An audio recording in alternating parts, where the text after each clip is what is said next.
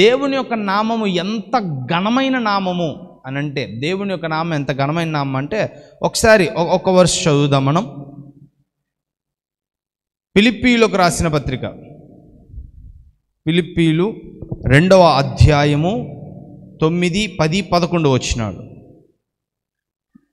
అందుచేతను పరలోకమందున్న వారిలో కానీ, భూమి మీద ఉన్న వారిలో కానీ, భూమి క్రింద ఉన్న వారిలో కానీ ప్రతి వాని మోకాలును యేసు నామమున వంగునట్లు, ప్రతి వాని నాలుకయు తండ్రి అయిన దేవుని మహిమార్థమై యేసుక్రీస్తు ప్రభు అని ఒప్పుకొనున్నట్లును, దేవుడు ఆయనను అధికముగా హెచ్చించి ప్రతి నామమునకు పైనామమును ఆయనకు అనుగ్రహించెను.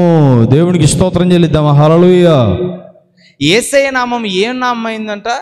అన్ని నామముల కన్నా పైనామం అయిందంట.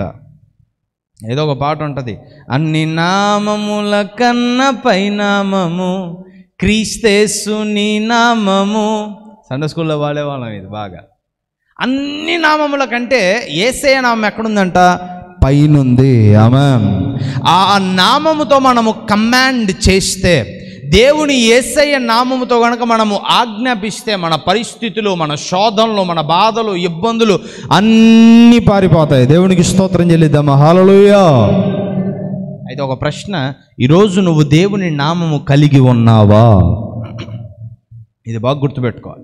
ఈరోజు నువ్వు దేవుని నామము కలిగి ఉన్నామా? ఈరోజు నీవు దేవుడి నామము కలిగి ఉన్నావా? ఎందుకంటే దేవుడి నామం అందరికీ ఇవ్వబడలా. అందరూ వాడితే పనిచేయదు, నోరుంది కదా అని మాట్లాడేస్తే పనిచేయదు. దేవుని నామము ద్వారా నువ్వు దేన్నైనా ఆజ్ఞాపించాలి. నీ ఇంట్లో ఉన్న శోధకుని, శరీరంలో ఉన్న శోధకుని, నిన్ను శోధిస్తున్న శోధకుని నువ్వు ఆజ్ఞాపించాలి అంటే ఏం చేయాలో తెలుసా?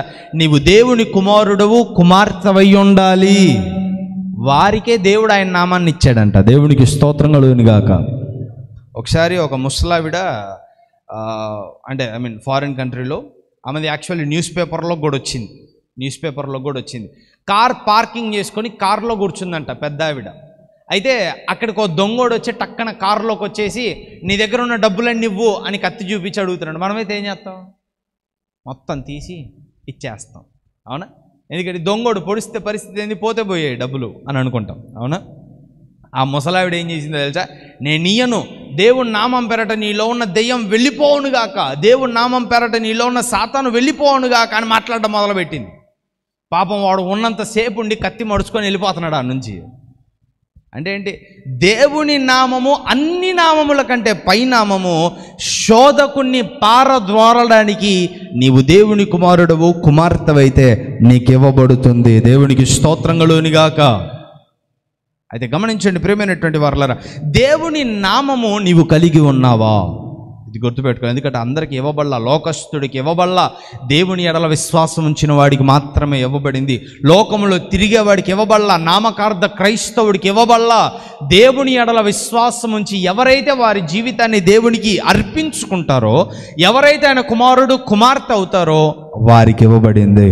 ఈరోజు నువ్వు దేవుని కుమార్తెవు, కుమారుడువేనా? దేవుని ఎడల విశ్వాసం ఉంచిన వాడివేనా? ఒకసారి పరీక్షించుకోవాలి.